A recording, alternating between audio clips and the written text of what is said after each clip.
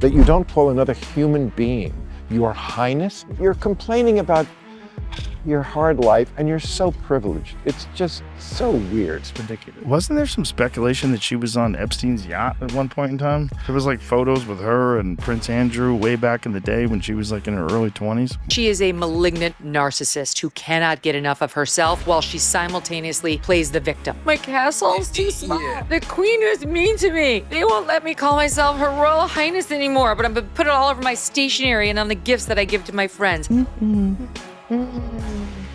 There are times we get together and I'm like, I just want to have DoorDash come in. And you're like, let's make some. And I'm like, no, I don't want to cook again, Meghan. My God, take a break. I can just show up. I can put good work out there. That's very weird. And she also is pretending that she's crying. We zoomed in just to see. There isn't a tear in sight. Dan, look at this. I invite the viewers to take a close-up look at this. Where's the tear? Reopen British markets for American companies. All that Britain demands in return is that we keep these two. No, I refuse. I'm sick of it. I don't like her. That's what everybody says. Yeah. Everybody who works for her quits. Everybody says she's a bully. She's very nasty. He's called Meghan Markle nasty and says he feels sorry for Prince Harry because his wife is a lot to deal with. Not only is she incredibly controlling, but she's a bitch about it to everybody who works for her. When things inevitably start spiraling downward, she blames everyone but herself. But you're the same. you're the same. Like, I know. Yeah. I know. Yeah. Like, guys, you don't got to do this. Please, I'm begging you to stop.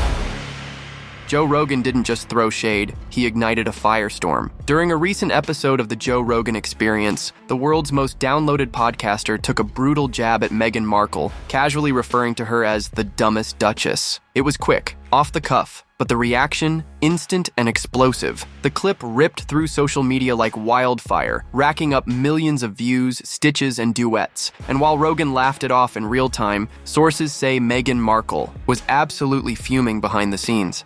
When the stakes are this high, doesn't it make more sense to hear our story from us?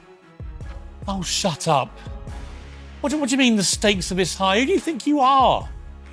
Other than a latte-munching imbecile living in luxury in California while the rest of the world's a cost of living crisis, moaning and whining about an institution which gave you the titles on which you now trade millions of dollars.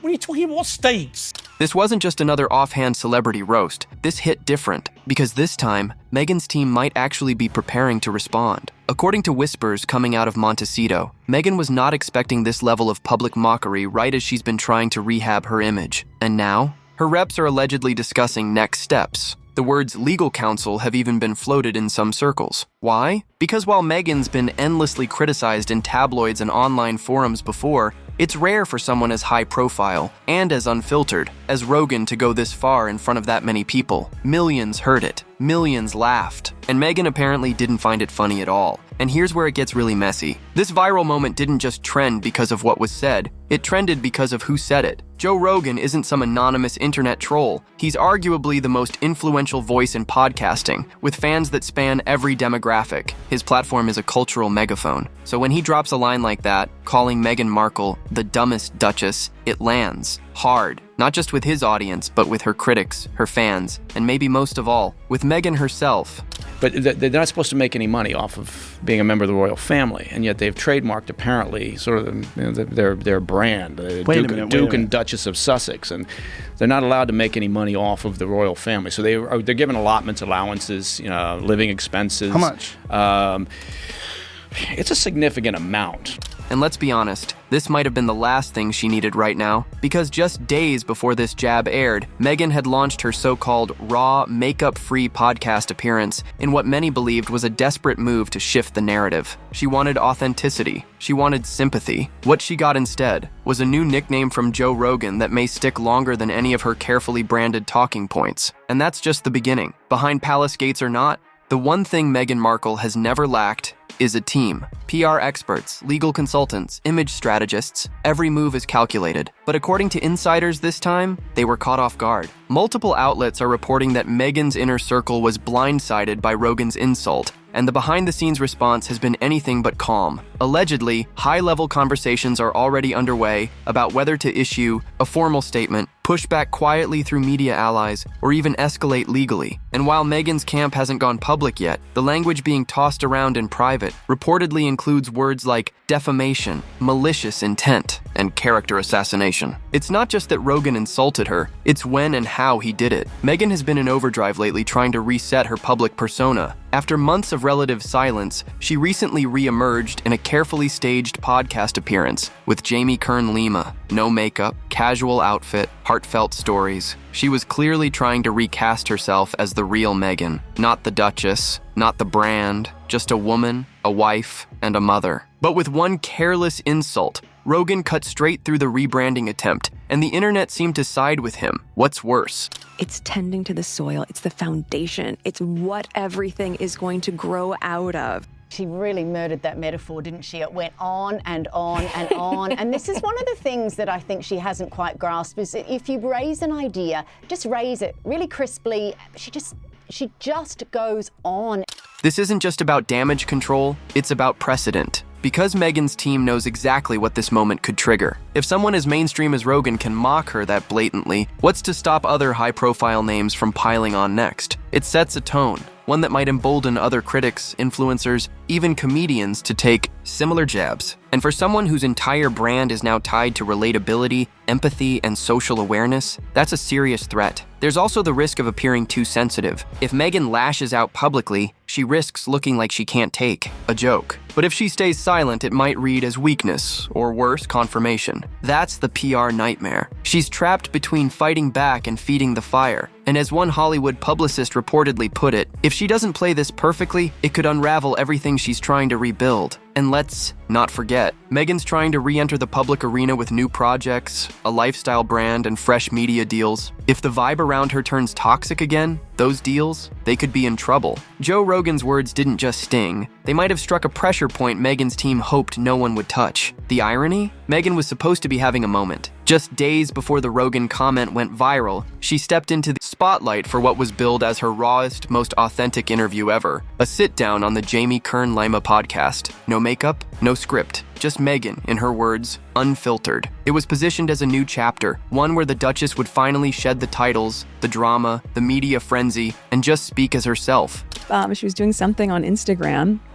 So I ordered some pie on Instacart. It doesn't even make sense. I'm gonna make Meghan a charcuterie tray, which I just learned that word a few years ago. Charcuterie tray for Meghan Markle. My God, it's just a board with food on it that then goes bad. It was planned from the beginning. She denied being interested in the royal family, which she totally was. I know someone who knows the ex-husband who said she had a vision board with Prince Harry on it. That's not a skill. Go cook it. Don't just buy a bunch of stuff and put it on a board pretty. That's not a skill. But the question on everyone's mind after watching it wasn't, is this the real Meghan? It was, who's she trying to fool? Because from the second the video dropped, critics pounced. Yes, Meghan teared up. Yes, she shared personal stories about Harry, her kids, and the challenges of motherhood. But even her vulnerability felt produced. The camera angles, the lighting, the polished setting, it all screamed controlled. And while Jamie Kern-Lima heaped on praise with every emotional beat, gushing over Meghan's strength, wisdom, and grace, the internet wasn't buying it. Comments across X, Reddit, and YouTube lit up with disbelief. No makeup? One user joked. Yeah, sure. No makeup and a full glam team off camera. One moment in particular had people rolling their eyes. Meghan described how she sends nightly emails to her children using secret email addresses she'll give them when they're older. It was supposed to be touching, but online, the response was brutal. What is this, a Hallmark movie? Another user wrote. Even her tearful laughter, "This is why it's nice not to have makeup on," she joked, sparked backlash. Many felt the whole performance was less about sincerity and more about optics. And that's the part Meghan's team may have underestimated, because when you sell an interview as unfiltered, but it looks, sounds, and feels like a PR campaign, people notice. The buzzword was authenticity, but the vibe? All branding. Critics started calling it the Meghan Show all over again, another carefully curated peek behind the curtain where the lighting is perfect. The tears are timed, and every moment feels more like strategy than sincerity. And Joe Rogan, he saw it too. Meghan talk about Harry and how much of a fox he is. He's also a fox, if you haven't noticed. My husband's very, very handsome. I mean, have you ever heard somebody have to try so hard to be like, put it out there? I'm not buying it. Insiders say his dumbest Duchess jab wasn't just random. It came right on the heels of this podcast rollout. His comment wasn't about a headline. It was a response to Meghan's entire presentation. Her attempt to come off real and relatable made her, in Rogan's view, even more ripe for parody. And judging by the internet's reaction, a lot of people seem to agree. If Meghan's podcast episode was meant to be her redemption arc, the internet had other plans. From the moment it dropped, social media lit up with reactions that ranged from skeptical to outright savage. Hashtags like Meghan Markle PR and crocodile tears started trending as users dissected every pause, every sniffle, every wide-eyed moment for signs of inauthenticity. On X, one post went viral zooming in on Meghan's tearful face, sarcastically asking, "Can anyone spot an actual tear?" Another quipped, "The only thing raw here is the audience's patience." And it didn't stop there. Meghan's casual delivery of her now infamous, "I email my kids every night" monologue became meme fodder within hours. Commenters mocked the idea of a Duchess curled up with a cup of tea, typing love notes to anonymous inboxes for future teenage children. "This isn't sweet," one user snapped. "It's branding disguised as bonding." Even her line about Prince Harry being so handsome drew side eyes. Is that supposed to be relatable? Or just another reminder that she bagged a prince? One post read, racking up thousands of likes. The platform pile-on was brutal. Reddit threads popped up questioning everything from Meghan's facial expressions to the lighting in the interview. Was it really no makeup, or just no visible makeup? Who filmed it? Why did every frame look like a Vogue shoot if this was supposed to be stripped down? The answer, for many, was obvious. Wow. It is interesting how she's exposing her as a yacht girl, someone who was paid off by rich men to go and hang out. This wasn't vulnerability, it was choreography. And let's not forget the reactions to her co-star, Jamie Kern-Lima. What should have been a moment of mutual empowerment between women instead turned into a joint PR spiral. Lima's constant gasps and praise, "You're incredible. That was so powerful. Your eyes are sparkling," became their own punchline. Critics labeled her the cheerleader-in-chief, accusing her of enabling Meghan's self-congratulatory monologue rather than challenging or deepening the conversation. One ex-user wrote, "This was less of a podcast and more of a pep rally with lighting." In a digital age where viewers crave messiness, contradiction, and imperfection, Meghan's performance hit the wrong note. She wanted realness. She got receipts. And the moment Joe Rogan tossed out that biting insult, it was like the entire internet collectively exhaled. Finally, someone had said what they were all thinking. The dumbest Duchess line wasn't just an insult. It was a punchline to a setup Meghan had unknowingly written for herself. This isn't the first time Meghan's public image strategy has backfired, but it might be the most high-profile collapse yet. For years, she's walked a tightrope between royalty and celebrity, leveraging titles while trying to shed the monarchy's baggage. But if you trace the pattern, it's clear that every time Meghan tries to reset the narrative, the internet responds with sharper skepticism. And this latest podcast push, it wasn't just a rebrand, it was a full-blown Hail Mary. Because after her $20 million Spotify deal was unceremoniously scrapped, and her Netflix docuseries got shredded by critics, the pressure to win back the public was louder than ever. Remember Archetypes? Meghan's original podcast was marketed as unfiltered, feminist, and groundbreaking, finally giving her the microphone on her own terms. But even that turned sour fast. While it landed A-list guests like Serena Williams and Mariah Carey, the show quickly became known for being overly scripted, self-centered, and strangely devoid of actual authenticity. Now make yourself cry. Oh, I can do that so well. Oh my God, it's crazy. You're like, Meghan, one tear, left eye, go.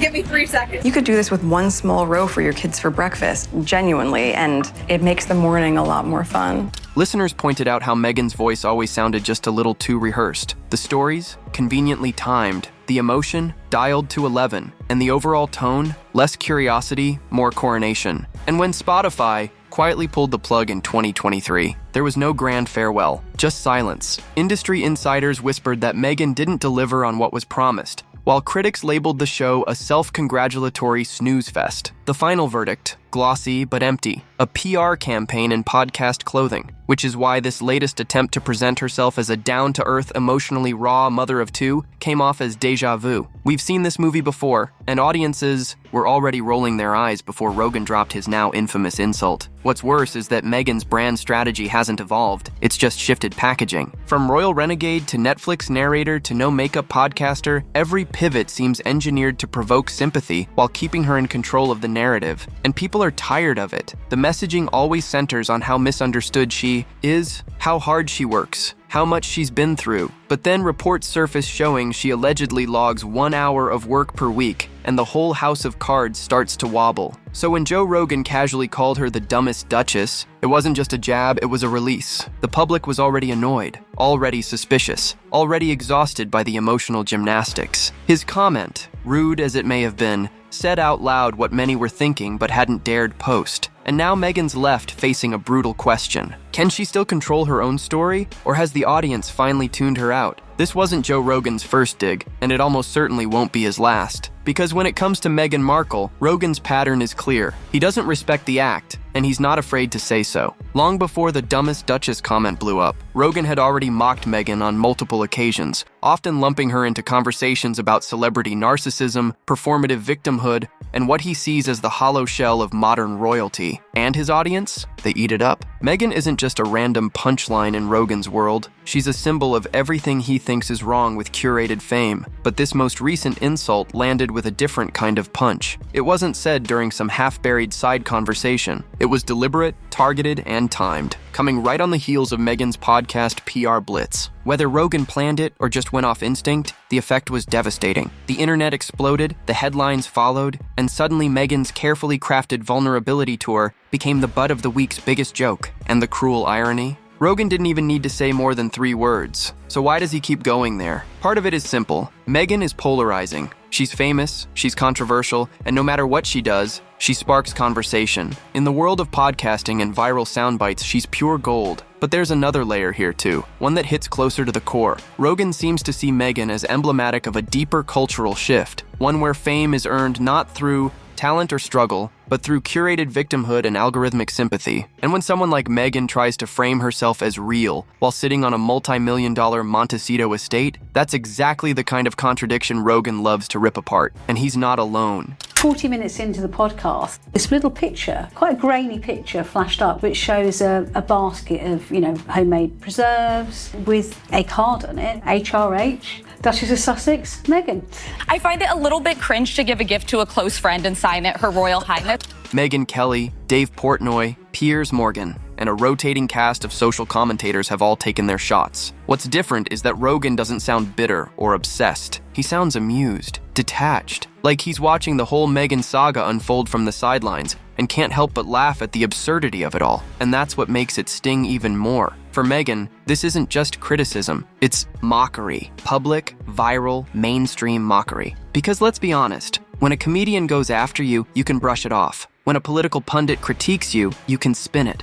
But when Joe Rogan, the guy millions of men and women treat like their unfiltered best friend, calls you out casually, as if it's so obvious it doesn't even need unpacking, that hits different. That tells the public it's safe to laugh at you now. And once that gate opens, it's hard to shut. It's the branding strategy Meghan just can't shake. Victimhood as identity, vulnerability as marketing. Over the past few years, Meghan Markle has crafted a public image that hinges on being misunderstood, mistreated, and perpetually on the verge of a new beginning. From Oprah to Spotify to Netflix to this latest tear-streaked podcast rollout, the narrative has remained strikingly consistent. I've been through so much, and now I'm finally telling my truth. But critics say that truth? It's starting to feel suspiciously rehearsed. Because when the emotion always shows up perfectly timed and every anecdote leads straight to applause, audiences begin to question the authenticity behind the message. Was that story about emailing her kids nightly a touching reveal? Or a calculated attempt to look more relatable? Was the no-makeup look a sign of raw courage, or a very expensive glam team's idea of what natural should look like on camera? More and more people are starting to believe the latter, and they're not quiet about it. This is where the backlash really kicks in. Once a public figure is seen as playing the victim, even genuine moments start to lose their impact. And Meghan's critics are capitalizing on that perception.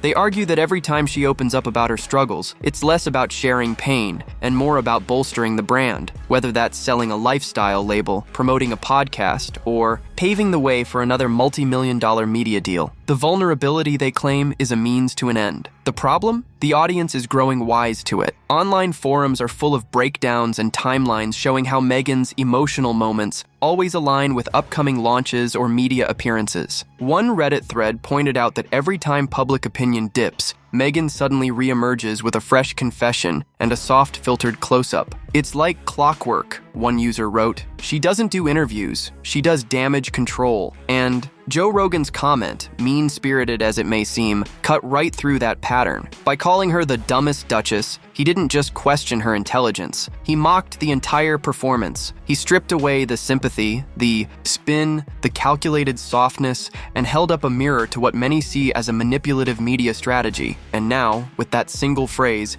he's ignited a much larger conversation. Is Meghan genuinely misunderstood, or has she just mastered the art of playing the perpetual underdog? And this was one of the most every mother out there will understand. She wants us to put together a fruit crudité board for our children in the morning. Now, look, Maureen. I can't. Look at this. I can't. And now the gloves are coming off, with Rogan's comments still echoing across headlines. Industry insiders, royal commentators, and even some alleged former staffers are speaking out, and what they're saying isn't pretty. Alexander Larman, a frequent royal critic, called Meghan's emotional display on the podcast despicable and a masterclass in self-promotion masquerading as self-reflection. His harshest line? That the Duchess's tears were more about staying relevant than telling the truth. "Watch closely," he said during a recent appearance. "There's no tear, not a single one. It's acting, and not very good acting at that." Social media echoed the sentiment with even sharper barbs. The term crocodile tears surged on X as users shared zoom-ins, GIFs, and screen grabs accusing Meghan of weaponizing motion for attention. And it wasn't just faceless accounts piling on. Jamie Kern-Lima, the podcast host meant to guide this raw moment, also found herself under fire. Her relentlessly glowing praise, tearful mirroring, and theatrical gasps drew comparisons to a stage production rather than an intimate interview. "She's not a host," one viral tweet read. "She's a hype woman, and it's cringe." Then came the whispers from behind the scenes. Alleged former employees at Archewell and Montecito-based production outfits have long painted a less than flattering picture of working under Meghan's watch. Reports describe a high-pressure environment where staff burned out quickly, quitting in tears, exhausted by impossible expectations and what some labeled as performative leadership. Now, in the wake of this new backlash, those stories are gaining traction again, shared in comments, quoted in think pieces, even turned into TikToks dissecting Meghan's leadership style like a corporate case study. But perhaps the most damning reactions are coming from within Hollywood itself. Celebrity chef James Stack, who's worked with royalty and turned down a role on Meghan's Netflix series, told the New York Post he didn't even need to see the full show to know it would flop. His words, "It's just bad, forced, painful to watch. She should go back to acting, because at least that's something she's good at. Ouch." Even Variety and Vulture piled on, calling Meghan's Netflix series a syrupy ego trip and a deranged voyage into the center of nothing. That kind of language doesn't come lightly. It signals that what started as a backlash may now be crystallizing into a larger media consensus. That the curated vulnerability isn't just falling flat, it's becoming a liability. Which brings us back to Rogan. He wasn't the first to question Meghan's authenticity, but he may have been the first to do it so bluntly, so publicly, and with so much cultural weight behind him. And in doing so, he's cracked something open. Meghan may still have supporters, but among industry voices, the silence is growing louder. The jokes are getting meaner, and the tolerance for her narrative, once treated with at least some reverence, is evaporating. So now the question isn't what did Joe Rogan say, it's what Meghan Markle does next. Because this moment, it might force her hand. Trouble with Meghan is that to become relatable, you have to be authentic to start with. So she's not hitting the authentic points, so then she's not getting the relatability, and then she's not getting the likability. There was a skit about the fact, well, you know, all Britain will insist upon is that America keeps Harry and Meghan, that they're not coming back. So far, there's been no official response, no strongly worded statement, no surprise interview to set the record straight. But insiders say that silence may not last much longer. Allegedly, Meghan's PR team is weighing whether to push back publicly or let the internet cycle burn itself out. But with clips of Rogan's jab still making the rounds and dumbest Duchess already morphing into a meme, the clock is ticking, and fast. Some believe Meghan will choose silence, that she'll let her next public appearance, likely another hyper-curated, authentic moment, speak for itself. It's the strategy she's used before. Ignore the storm, double down on the brand, and hope the narrative resets. But others aren't so sure this time. With her upcoming ventures under increasing scrutiny and her credibility once again in question, doing nothing could signal weakness. Worse, it could confirm the growing suspicion that Meghan's PR playbook is out of touch. And out of moves. But here's where things get even murkier. Legal threats have allegedly been floated behind the scenes, not directly at Rogan, but toward media outlets amplifying his insult. There's chatter that Meghan's team is preparing a defamation framework just in case the insult spirals into something even more damaging. But even if that's true, it's a risky move. Because publicly challenging Rogan could trigger exactly what she wants to avoid: more backlash, more ridicule, and even more sound bites from a man who thrives on doubling down. And let's be real, Rogan isn't known for apologizing. If Meghan's team fires back, he's far more likely to roast her again than walk it back. That dynamic alone is why some insiders are reportedly urging caution. Meghan is used to controlling the room, the tone, the narrative, but Rogan, he is the room. And with millions of fiercely loyal listeners, any response that feels overreaching could backfire in spectacular fashion. So what happens next? Best case scenario for Meghan: she pivots fast, releases a new video, reclaims the conversation, and finds a way to turn the narrative into something empowering. Worst case, she says nothing, the memes get worse, and her next attempt at relatability is drowned out before it even begins. Because whether she likes it or not, Dumbest Duchess is already etched into the cultural lexicon, and unless she plays this perfectly, it's going to stick. And this might be the moment everything shifts. Meghan Markle has weathered bad press before. Tabloid takedowns, royal fallouts, broken deals. But this feels different, because the sting isn't just from what Joe Rogan said, it's from how easily it landed. 1 offhand insult, 3 casual words, and the entire internet erupted. Not in outrage, not in defense, but in laughter. That's what cuts the deepest. The Duchess didn't just get mocked, she got memed. She became the punchline to a cultural joke that's been building for years. And that shift matters, because when someone becomes a punchline, the rules change. They lose control. Every move gets interpreted through that lens. Every tear looks faker. Every statement sounds scripted. Every raw appearance feels like a performance. And Meghan? She's teetering right on that edge. The more she tries to present herself as the misunderstood underdog, the more people seem to see her as the main character in a story she keeps rewriting, and not always convincingly. What's at stake now isn't just her image, it's her influence. Hollywood, the media, even her remaining fan base are watching closely. Is she adaptable, or is she stuck in a formula that no longer works? Will she evolve, or will she double down on a narrative that fewer and fewer people believe? Meghan built her brand on story, on reframing herself through struggle, resilience, and reinvention. But in a world that's now dissecting every word, every blink, every email to my kids anecdote, she may have to write a new chapter fast, or risk becoming irrelevant. So what do you think? Is Meghan finally being exposed as a master manipulator of public sympathy? Or is she still just the target of unfair media attacks from powerful voices like Joe Rogan? And will she speak out, or stay silent and let the headlines do the talking? Let us know in the comments, because this story is far from over. Be sure to like, subscribe, and stay tuned. The next video on your screen is waiting, and trust me, you won't believe what's coming next.